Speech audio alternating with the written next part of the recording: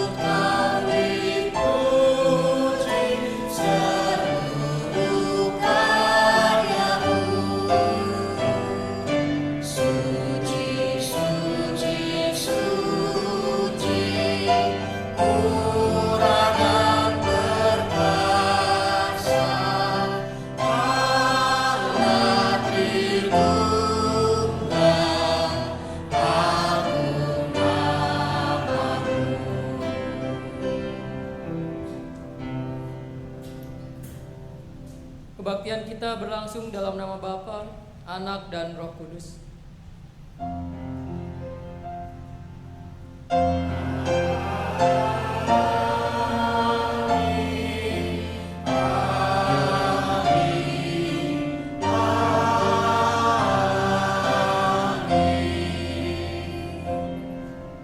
Kasih karunia dan damai sejahtera dari Allah Bapa kita dan dari Tuhan Yesus Kristus menyertai saudara-saudari sekalian.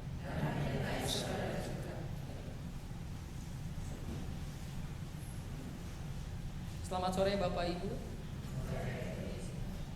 Hari ini kita akan bersama-sama merenungkan satu tema, aturan dalam persekutuan, aturan yang memerdekakan. Bagaimanakah seharusnya aturan persekutuan Kristen? Bagaimana aturan komunitas Kristus? Apakah selama ini telah memerdekakan kita atau justru membelenggu kita? Sebelum kita masuk ke sana, kita akan memuji Tuhan lagi dari Kidung Jemaat 281. Segala benua dan langit penuh.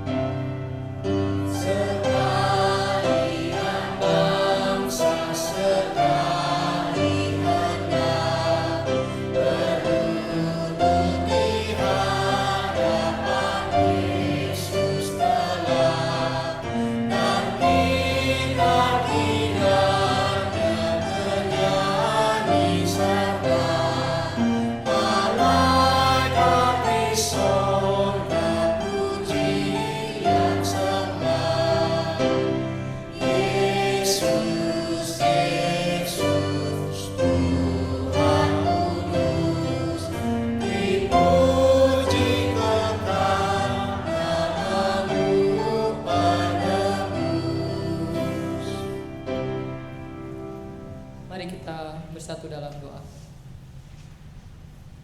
Bapak Ibu yang dikasihi oleh Tuhan Yesus Kristus, diberikan kesempatan untuk mengaku dosa secara pribadi di hadapan Tuhan.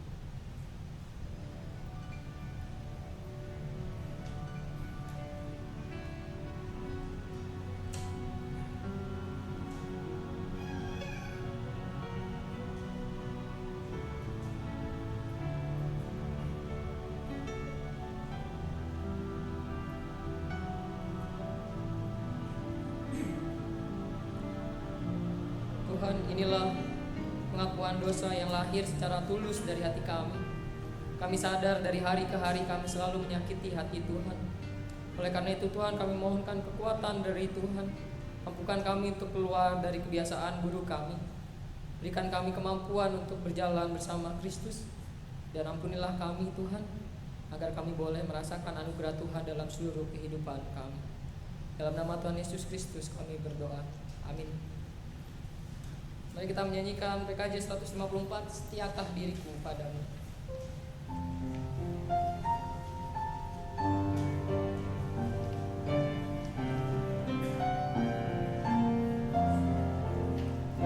Siapkah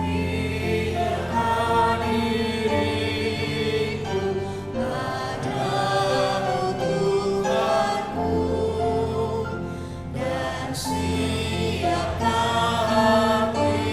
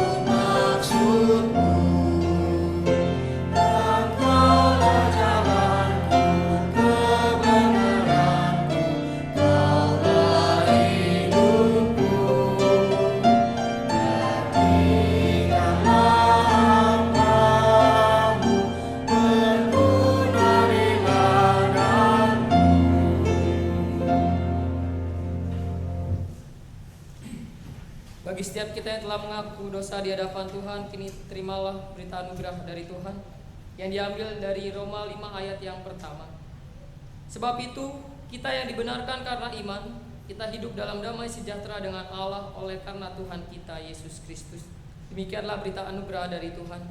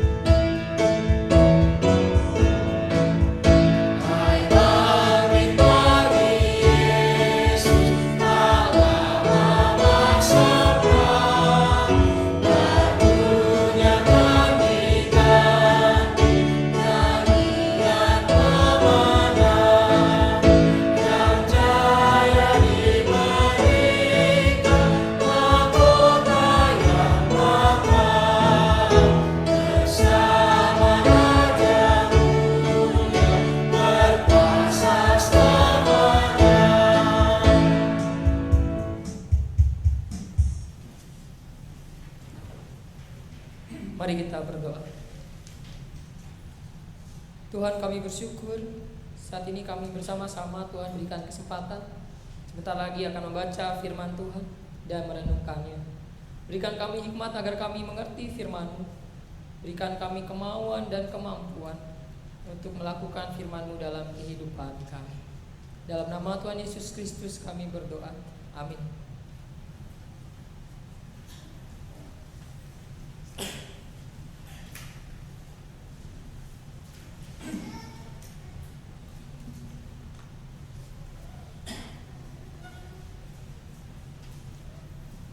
Pembacaan Kitab Keluaran 12 ayat 1 sampai 14 tentang perayaan Paskah. Berfirmanlah Tuhan kepada Musa dan Harun di tanah Mesir. Bulan inilah akan menjadi permulaan segala bulan bagimu. Itu akan menjadi bulan pertama bagimu tiap-tiap tahun. Katakanlah kepada segenap jemaah Israel, pada tanggal 10 bulan ini, diambillah oleh masing-masing seekor anak domba menurut kaum keluarga, seekor anak domba untuk tiap-tiap rumah tangga. Tetapi jika rumah tangga itu terlalu kecil jumlahnya untuk mengambil seekor anak domba, maka ia bersama-sama dengan tetangganya yang terdekat ke rumahnya haruslah mengambil seekor menurut jumlah jiwa. Tentang anak domba itu, kamu buatlah perkiraan menurut keperluan tiap-tiap orang. Anak domba itu harus jantan, tidak bercela, berumur setahun. Kamu boleh ambil domba atau kambing. Kamu harus mengurungnya sampai hari yang ke-14 bulan ini. Lalu seluruh jemaah Israel yang berkumpul harus menyembelihnya pada waktu senja. Kemudian dari darahnya haruslah diambil sedikit dan dibubuhkan pada kedua tiang pintu dan pada ambang atas, pada rumah-rumah di mana orang memakannya. Dagingnya harus dimakan mereka pada malam itu juga. Yang dipanggang mereka harus makan dengan roti yang tidak beragi beserta sayur pahit. Janganlah kamu memakannya mentah atau direbus dalam air. Hanya dipanggang di api, lengkap dengan kepalanya dan betisnya dan isi perutnya. Janganlah kamu tinggalkan apa-apa dari daging itu sampai pagi. Apa yang ditinggal sampai pagi kamu bakarlah habis dengan api. Dan beginilah kamu memakannya. Pinggangmu berikat, kasut pada kakimu dan tongkat di tanganmu. Buru-burulah kamu memakannya, itulah Paskah bagi Tuhan. Sebab pada malam ini aku akan menjalan di tanah Mesir, dan semua anak sulung dari anak manusia sampai anak binatang akan kubunuh. Dan kepada semua allah di Mesir akan kujatuhi hukuman. Akulah Tuhan. Dan darah itu menjadi tanda bagimu pada rumah-rumah di mana kamu tinggal. Apabila aku melihat darah itu, maka aku akan lewat daripada kamu.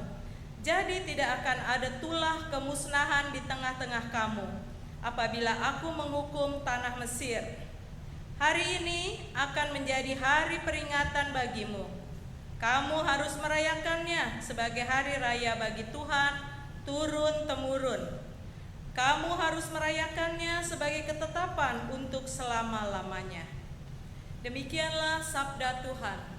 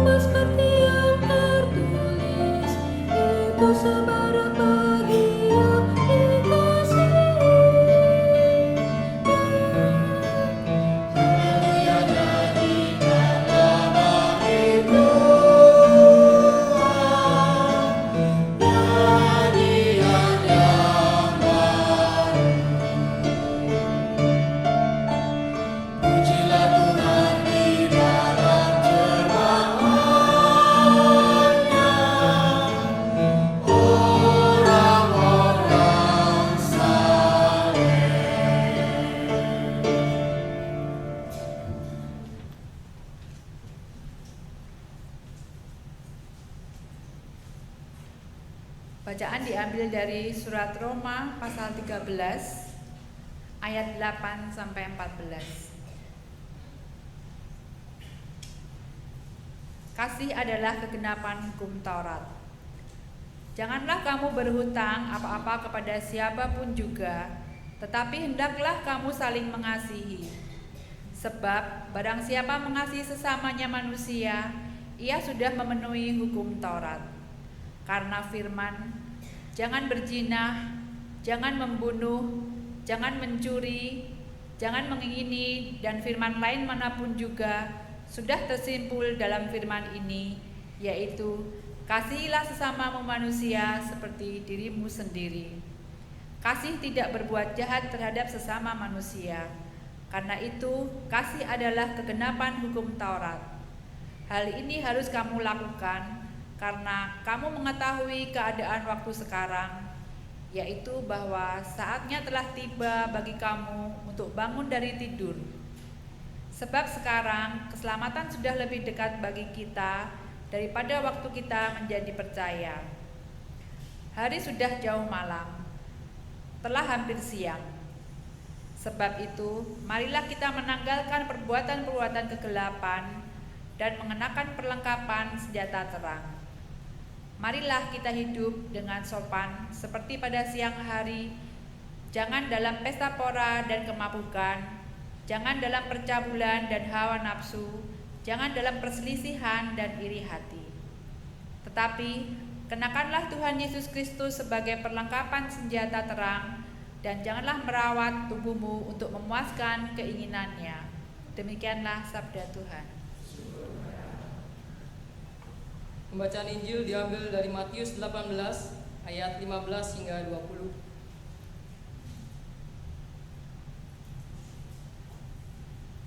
Apabila saudaramu berbuat dosa, tegurlah dia di bawah 4 mata. Jika ia mendengarkan nasihatmu, engkau telah mendapatkannya kembali. Jika ia tidak mendengarkan engkau, bawalah seorang atau 2 orang lagi, supaya atas keterangan 2 atau 3 orang saksi perkara itu tidak disangsikan. Jika ia tidak mau mendengarkan mereka, sampaikanlah soalnya kepada jemaat. Dan jika ia tidak mau juga mendengarkan jemaat, pandanglah dia sebagai seorang yang tidak mengenal Allah atau seorang pemungut cukai. Aku berkata kepadamu, sesungguhnya apa yang kamu ikat di dunia ini akan terikat di sorga, dan apa yang kamu lepaskan di dunia ini akan terlepas di sorga. Dan lagi aku berkata kepadamu, jika 2 orang daripadamu di dunia ini sepakat meminta apapun juga, permintaan mereka itu akan dikabulkan oleh Bapakku yang di sorga. Sebab di mana 2 atau 3 orang berkumpul dalam namaku, di situ aku ada di tengah-tengah mereka. Demikianlah Injil Yesus Kristus. Berbahagialah setiap kita yang mendengarkan firman Tuhan dan yang memeliharanya.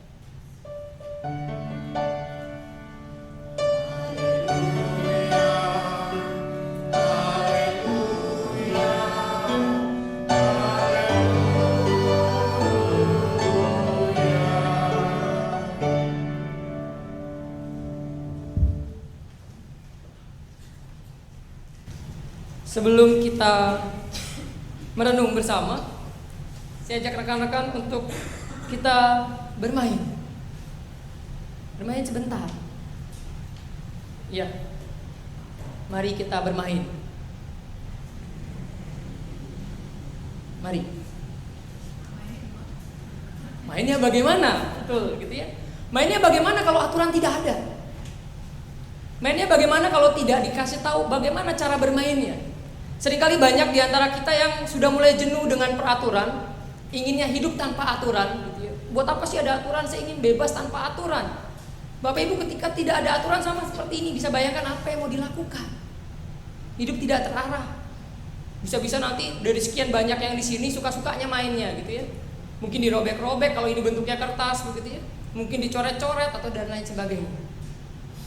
Tanpa aturan, kita tidak terarah dan tidak jelas mau kemana. Tapi masih banyak orang-orang yang tidak mau diatur.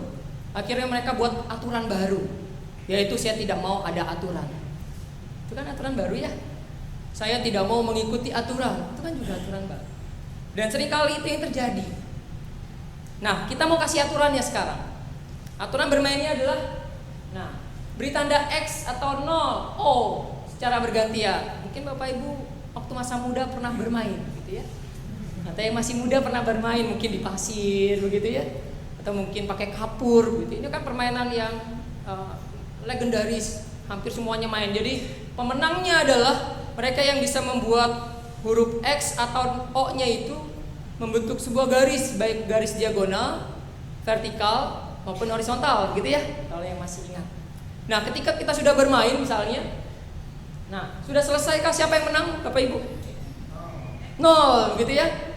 0 menang kalau begitu. Kalau begini boleh nggak seandainya 0 ya begini? Nggak boleh. Tapi kan tadi aturannya hanya berikan X dan 0, bukan di dalam kotak. Tidak ada peraturan bahwa berikan X dan 0 di dalam kotak, gitu aja. Bapak Ibu, ketika ada aturan tapi aturannya nggak jelas, semua bisa menafsirkan masing-masing. Ada aturan tapi aturannya nggak jelas. Semuanya bebas menafsirkannya. Nanti 0 bisa di situ, begitu ya. Lalu nanti, oh saya juga kalau gitu menang, X menambahkan X-nya di atas, begitu ya. Ketika ada aturan tapi aturannya tidak jelas, maka timbul banyak tafsiran dan akhirnya kerancuan di mana-mana. Oleh karena itu mau nggak mau kita harus punya aturan. Dalam persekutuan kita, termasuk ke persekutuan bergereja, maupun persekutuan di rumah, maupun persekutuan di tempat kita kerja, maupun lingkungan masyarakat, harus ada aturan. Dan aturan itu setidaknya harus memerdekakan. Itu tema kita saat ini. Aturan dalam persekutuan harusnya aturan yang memerdekakan. Setidaknya aturan itu memerdekakan kita terhadap 3 hal. Pertama, aturan yang ada dalam persekutuan kita harusnya memerdekakan kita dari celaka. Kalau kita baca tadi dari Keluaran 12, aturannya banyak sekali, begitu ya. Bahkan kalau mau ngambil domba pun ada aturannya, begitu ribet sekali. Anak dombamu itu harus jantan, tidak bercela, berumur setahun, kamu boleh ambil domba atau kambing. Sudah diambil, kamu harus mengurungnya sampai hari yang ke-14 bulan ini. Lalu seluruh jemaat Israel yang berkumpul harus menyembelihnya pada waktu senja. Kemudian dari darahnya haruslah diambil sedikit dan dibubuhkan pada kedua tiang pintu dan pada ambang atas, pada rumah-rumah di mana orang memakan.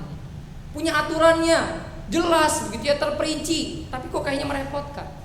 Tapi Bapak Ibu ketahuilah, walaupun merepotkan, ternyata aturan ini membebaskan mereka dari celaka. Kalau kita baca ayat yang ke-13, dan darah itu yang tadi dioleskan itu menjadi tanda bagimu pada rumah-rumah di mana kamu tinggal.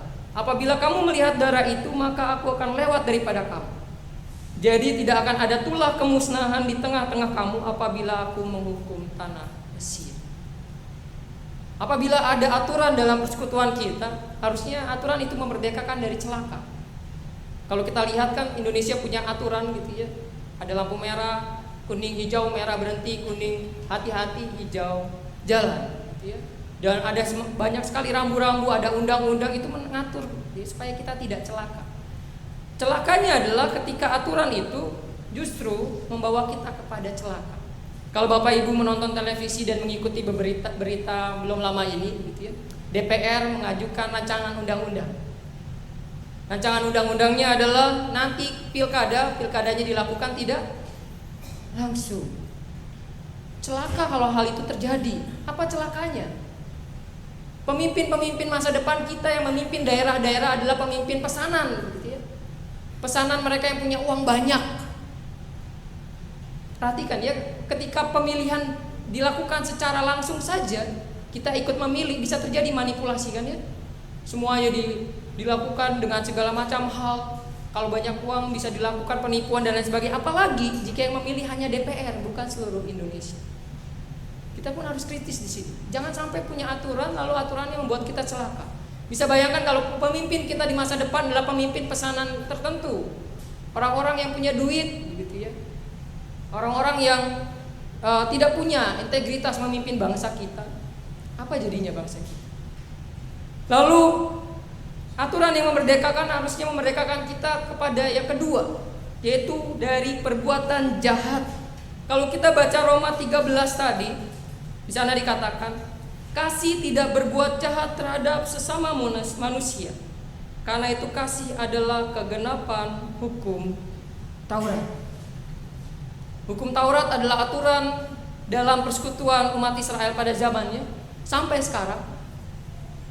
Dan aturan itu adalah menjadi panutan mereka, dan kasih adalah kegenapan hukum Taurat. Kasih tidak berbuat jahat, maka seharusnya hukum Taurat juga tidak membawa orang dalam tindakan-tindakan yang jahat.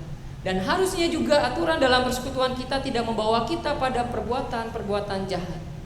Sekarang banyak umat manusia yang mulai jenuh sama komunitas umat beragama. Kenapa? Karena komunitas umat beragama mempunyai aturan yang seringkali menjerumuskan mereka pada perbuatan-perbuatan jahat. Bapak Ibu pernah melihat ini mungkin? Ini adalah putra dari Khaled Sa'arov,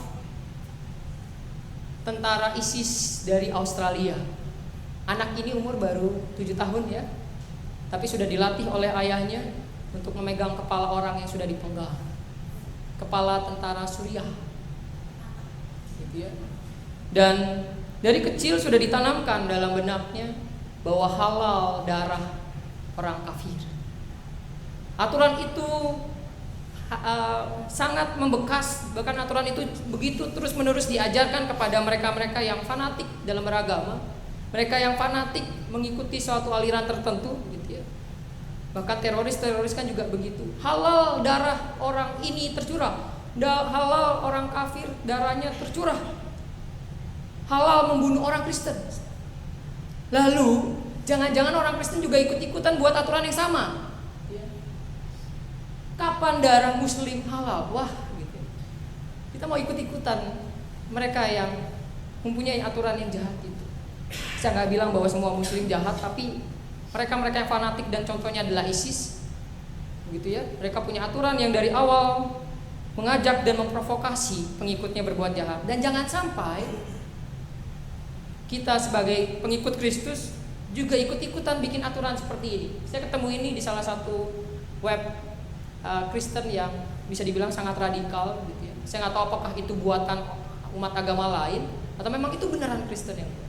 Tapi jangan sampai aturan ini, ajaran ini masuk ke benak kita, lalu kita mulai membuat sebuah bayangan gitu. Oh iya ya, kapan ya darahnya muslim halal? Kenapa selama ini halal itu cuma darahnya orang Kristen? Jangan sampai. Sekali lagi, ketika aturan itu ada, ketika aturan itu dibuat dalam persekutuan Kristen khususnya, maka peraturan itu harus memerdekakan kita dari perbuatan jahat. Ingat sekali lagi, karena kasih tidak berbuat jahat kepada sesama manusia. Yang ketiga, harusnya peraturan itu memerdekakan kita dari cepat saling menghakimi. Kalau kita baca Matius 18 yang tadi kita baca ayat 15 hingga yang ke-20, khususnya 15 sampai 17, nanti kita akan lihat bagaimana harusnya aturan yang ada membuat kita tidak cepat menghakimi. Ada seorang namanya Dahlan Iskan, mungkin Bapak Ibu pernah mendengar. Dahlan Iskan seorang menteri BUMN gitu ya. Saya akan ceritakan sepotong ceritanya. Nanti saya mau lihat apakah Bapak Ibu cepat menghakimi atau tidak. Dahlan Iskan menabrakkan mobil Tukusi, entahlah itu bacanya Tukusi atau Tucusi gitu ya. Dia menabrakkan mobilnya ke tebing desa Ngerong gitu ya, di Pasuruan Magetan. Apa yang terlintas di benak kita dengan sepotong cerita itu? Kita nggak mau tahu cerita lanjutannya gitu. Mungkin dalam benak kita, oh pasti Pak Dahlan Iskan lagi stres sama istrinya, pasti lagi sakit hati, pasti lagi punya masalah berat, pasti dia suka melanggar aturan tuh, masa punya publik dirusak gitu, dan lain sebagainya. Mungkin sepintas kita akan cepat menghakimi Pak Dahlan Iskan. Atau juga kita akan cepat mengatakan bahwa ini nih mobil ini adalah mobil uji coba gitu ya, Tukusi adalah mobil listrik uji coba. Mungkin kita akan cepat menghakimi juga, dia pasti mau cari duit lagi. Kalau rusak kan betulin lagi, anggaran lagi gitu kan ya. Cepat sekali kan kita menghakimi. Padahal kalau kita mau tahu cerita selanjutnya, kalau kita mau coba korek lagi cerita selanjutnya dan alasan dibaliknya, kita pasti harusnya tidak mudah menghakimi. Tapi seringkali sebagai manusia kita cepat sekali menghakimi tanpa mau mencari data terlebih dahulu, tanpa mencoba mengklarifikasi, bertanya dulu dan lain sebagainya. Pak Dahlan Iskan mengatakan dalam alasannya ketika kenapa dia menabrakkan mobilnya ke dinding, karena remnya belum. Dan di depan sana bahkan ada orang, ada mobil, daripada mencelakakan orang banyak, lebih baik dia menabrakkan mobilnya ke tebing agar berhenti. Kalau dia tidak menabrakkan mobilnya ke tebing, Bapak Ibu bisa bayangkan apa yang terjadi di depan sana. Tabrakan beruntun mungkin, ada yang ditabrak di depan sana dan kecelakaan terjadi. Tapi seringkali kan kita nggak mau tahu itu. Alasannya nggak penting, yang penting saya dapat berita hangat gitu ya, untuk disebarkan. Dan seringkali ketika kita mendengarkan berita buruk dari teman kita, dari rekan kita bergereja, atau tetangga kita, atau tempat kita bekerja ada berita buruk, langsung nggak mau diklarifikasi dulu nih, sebarin langsung dalam satu tempat kerja, dalam satu gereja. Padahal kita belum tentu orang itu melakukan yang seperti itu. Cepat sekali kita menghakimi, dan seringkali ketika kita sudah merasa paling benar, orang yang mungkin berbuat salah itu sudah bertobat pun perbuatan jahatnya tetap dikenang gitu ya. Dia udah bertobat nih, tapi terus dikenang, diingat, nanti suatu saat diceritain lagi, ingat gak sih dulu dia pernah gini. Sekali lagi kita belum klarifikasi, sama sekali belum klarifikasi. Begitu juga ketika kita mendidik anak kita, mungkin apakah kita pernah bertanya ketika anak kita berbuat salah? Ada suatu cerita, anaknya pulang sekolah cepat sekali. Lalu sang ayah marah-marah. Kamu kok pulang cepat sekali, kamu bolos sekolah ya? Papa tuh sudah bekerja mati-matian untuk menyekolahkan kamu, banting tulang, tapi kamu kok bodoh sekali dan lain sebagainya. Kamu bahkan menyia-nyiakan kesempatan kamu sekolah dan lain sebagainya. Lalu keesokan harinya ketika sang anak pulang larut malam, ayahnya marah lagi. Kamu itu sekolah apa enggak sih, pulang sampai jam segini, mana ada pulang jam mana ada sekolah pulang malam seperti ini. Tapi dia tidak pernah bertanya alasannya. Esoknya begitu lagi ketika anaknya enggak sekolah. Kamu nih ngapain sih? Udah jelas-jelas papa bayarin sekolah tapi kamu enggak mau sekolah malah. Kamu tuh pemalas sekali dan lain sebagainya. Sampai anaknya kesal dan menjawab, ayah, kenapa ayah tidak pernah bertanya alasannya kenapa saya seperti ini? Ayah, apakah tahu hari ini libur? Tapi tidak pernah mau bertanya sedikit pun. Jangan-jangan kita juga seperti itu ketika didik anak. Anak kita salah, tidak pernah sedikit pun bertanya lalu cepat menghakimi. Atau begitu juga dengan pasangan kita, begitu ya, lihat pasangan kita berjalan dengan orang lain, gitu ya, suami kita berjalan dengan perempuan lain, cepat menghakimi, begitu ya. Cepat sekali, dia selingkuh dan lain sebagainya, tidak pernah mengklarifikasi. Bisa jadi itu kan teman sekerjanya, gitu, atau teman bergerejanya, atau yang lainnya. Atau juga mungkin ketika teman bergereja kita sedang berada di suatu tempat tertentu, lalu tempat yang mungkin gak layak untuk didatangi orang Kristen, lalu kita cepat sekali menghakimi, kita sebarkan ke gereja tanpa kita tanya terlebih dahulu, klarifikasi. Kalau kita baca Matius 18, di sana diajarkan sebelum kita melakukan hal yang tidak, maka pertama-tama ada beberapa tahap gitu. Kalau saudara kita melakukan dosa, maka tahap pertama adalah tegurlah dia 4 mata. Jangan langsung sebarkan kasusnya, tegur dulu 4 mata. Di sana akan terjadi klarifikasi kan. Kenapa kamu melakukan itu? Kamu tahu kan itu salah gitu ya. Ada teguran 4 mata. Dan bisa jadi apa yang kita lakukan, bisa jadi apa yang akan kita lakukan itu justru benar dan kita salah. Bapak Ibu, dalam pelayanan Yesus seringkali melanggar peraturan, benar ya? Melanggar peraturan pada zamannya. Dan ternyata pelanggaran yang dilakukan pada zamannya justru benar. Tapi orang-orang Farisi dan ahli Taurat tidak mau tahu. Mereka cepat sekali menghakimi Yesus. Dengan klarifikasi ini kita bisa mencoba menggali, jangan-jangan yang dilakukannya ada tujuan tertentu, dan jangan-jangan peraturan selama ini justru tidak membebaskan. Dan jika memang dia salah, makanya kalau kita baca Matius 18 ayat 15 yang B, jika ia mendengarkan nasihatmu, engkau telah mendapatkannya kembali.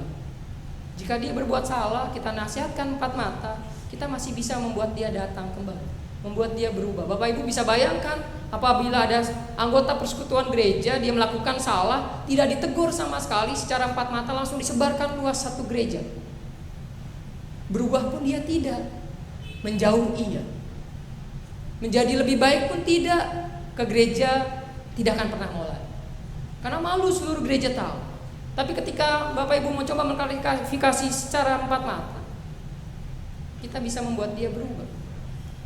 Kalau jika ia tidak mendengarkan engkau, gitu ya, ayat yang ke-16, baru bawalah seorang atau 2 orang lagi, supaya atas keterangan 2 atau 3 orang saksi perkara itu tidak disangsikan. 2 atau 3 orang kita bawa lagi, kita ajak untuk membantu kita, bukan cuma untuk mengklarifikasi saja, gitu ya, tapi juga oke, lihat ya, dengar ya masalahnya, sehingga ketika kita berbicara tidak jadi fitnah karena ada saksi. Selain itu juga bisa jadi 2 atau 3 orang ini adalah orang yang bisa membantunya. Tidak selalu kita bisa jadi pahlawan, Bapak Ibu. Bisa jadi orang lain bisa membantunya dan kita tidak.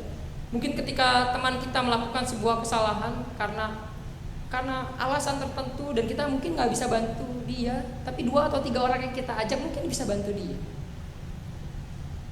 Lalu kalau udah mengajak teman 2 atau 3 orang tetap tidak mau, gitu ya, jika ia tidak mau mendengarkan mereka, sampaikanlah soalnya kepada jemaat. Baru prosesnya di sana. Tapi itu pun bukan gosip, gitu ya. Ada prosesnya, ada tahap-tahapnya. Tapi seringkali sebagai umat manusia kita tidak mau mengikuti tahap-tahap itu dan dengan cepatnya kita menghakimi. Nah, saatnya sekarang kita koreksi. Kita introspeksi diri, apakah aturan yang ada dalam persekutuan kita, baik itu di gereja, di rumah, di lingkungan sekitar atau tempat kerja, apakah telah memerdekakan kita dari celaka? Apakah telah memerdekakan kita dari perbuatan jahat? Apakah telah memerdekakan kita dari terlalu cepat menghakimi? Amin.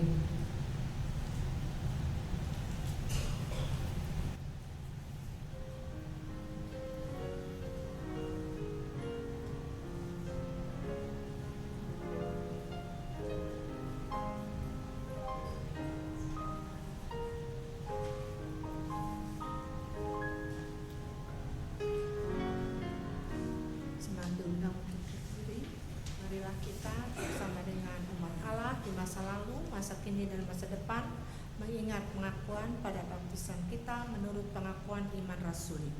Aku percaya pada Allah Bapa yang Maha Kuasa, Khalik langit dan bumi, dan kepada Yesus Kristus Anak yang tunggal Tuhan kita, yang dikandung dari Roh Kudus, lahir dari anak darah Maria, yang menderita sengsara di bawah pemerintahan Pontius Pilatus, disalibkan, mati dan dikuburkan, turun ke dalam kerajaan maut. Pada hari yang ketiga bangkit pula dari antara orang mati, naik ke surga, duduk sebelah kanan Allah Bapa yang Maha Kuasa. Dan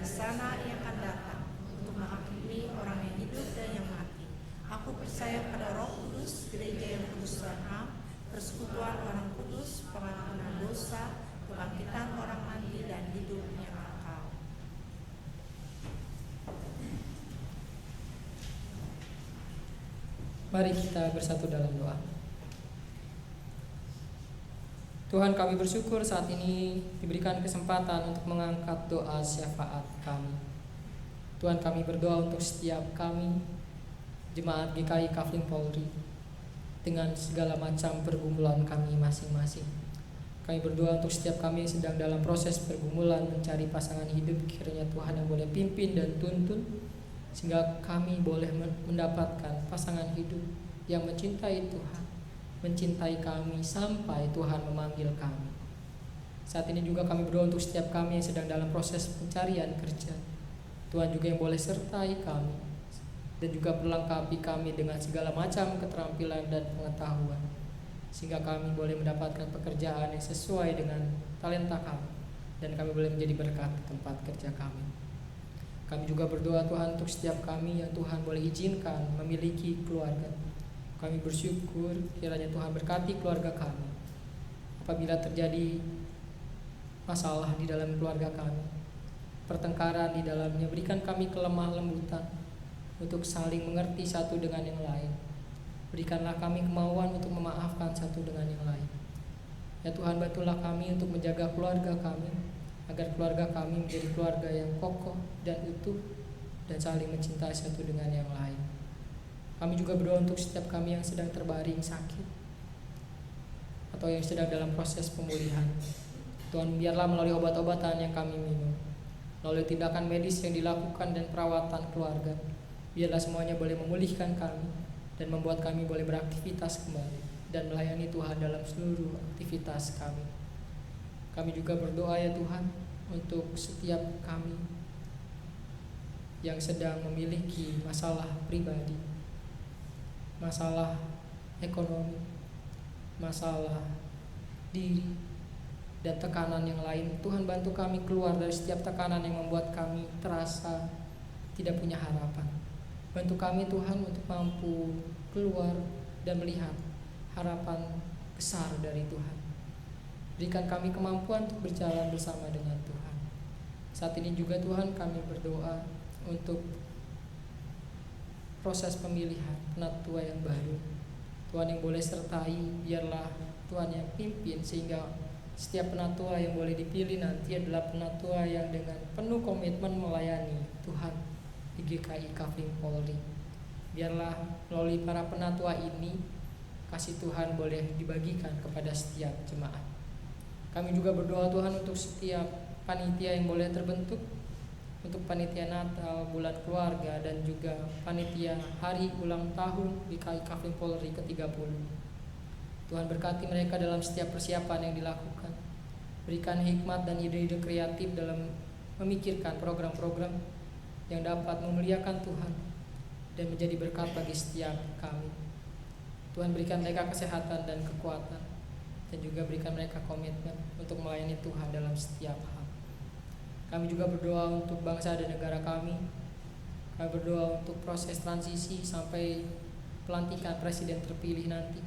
Biarlah semua boleh berjalan aman, dan biarlah saat presiden yang baru boleh menjabat, boleh memerintah, biarlah 5 tahun ke depan Tuhan turut serta, sehingga melalui presiden ini bangsa Indonesia boleh dibawa ke arah yang lebih baik, dan kami boleh menjadi bangsa yang merasakan kasih Tuhan dalam setiap hal.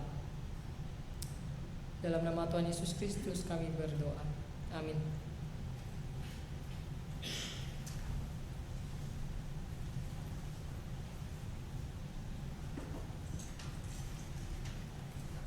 Kini kita mendapat kesempatan untuk menyampaikan persembahan syukur dengan mengingat akan firman Tuhan yang terambil dari Kitab Amsal pasal 28 ayat 27. Siapa memberi kepada orang miskin tak akan berkekurangan, tetapi orang yang menutup matanya akan sangat dikutuki. Sambil persembahan akan diedarkan, marilah kita memuji Tuhan dari Kidung Jemaat 292, Tabuh Gendang.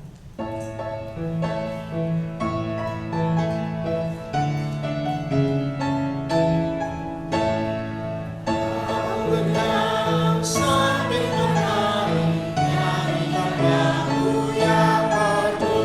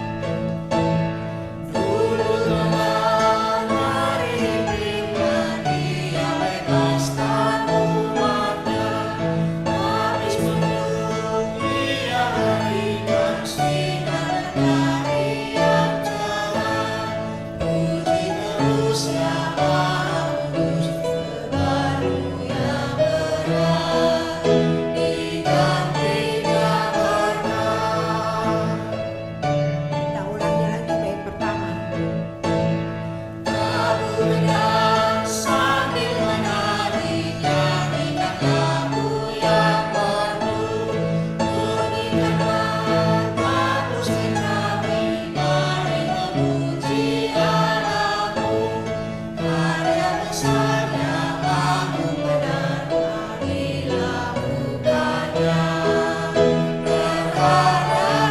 Jemaat diundang untuk bangkit berdiri.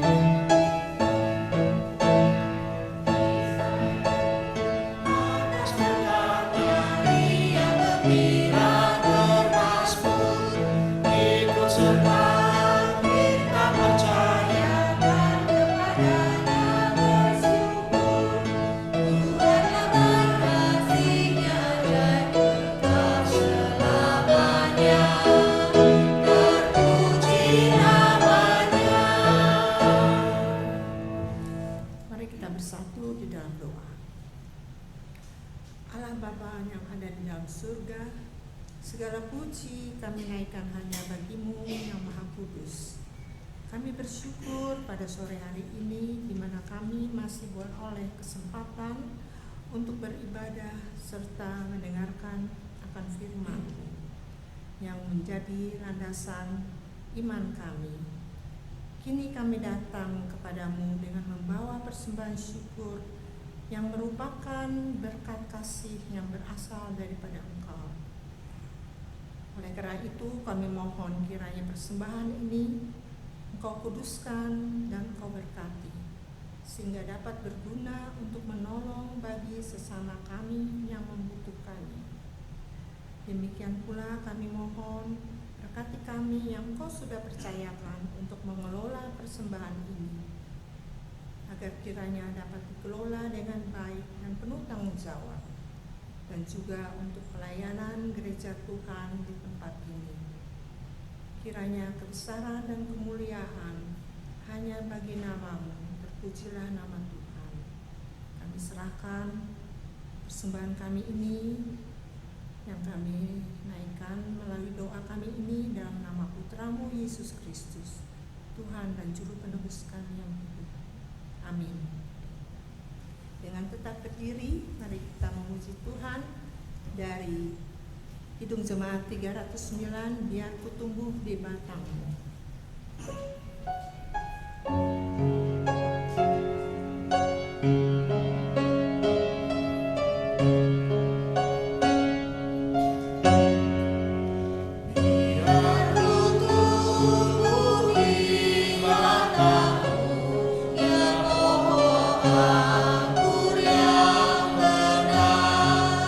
Supaya kau hidup dan aku menjadi